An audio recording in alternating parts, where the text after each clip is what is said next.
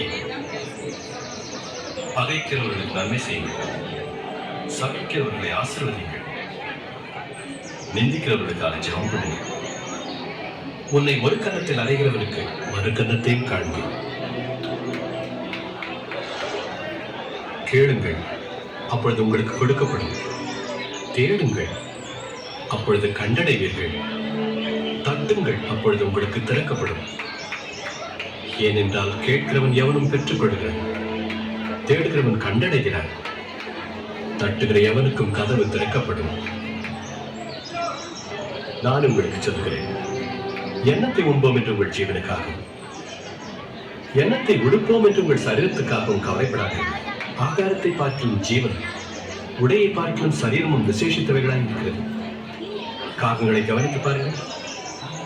அவைகள் விதைக்கிறதும் இல்லை, அறுக்கிறதும் இல்லை. அவைகளுக்கு பண்டசாலையும் இல்லை, களஞ்சியம் இல்லை. அவைகளையும் தேவன் பிழைப்பூட்டுகிறார். பறவைகளை பார்த்து நீங்கள் எவ்வளவோ விசேஷித்தவர்களாயிருக்கிறீர்கள். இயேசுவே,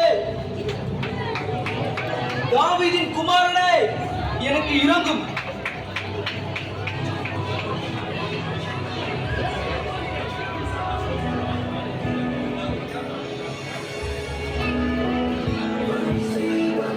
நான் உனக்கு என்ன செய்ய வேண்டும்?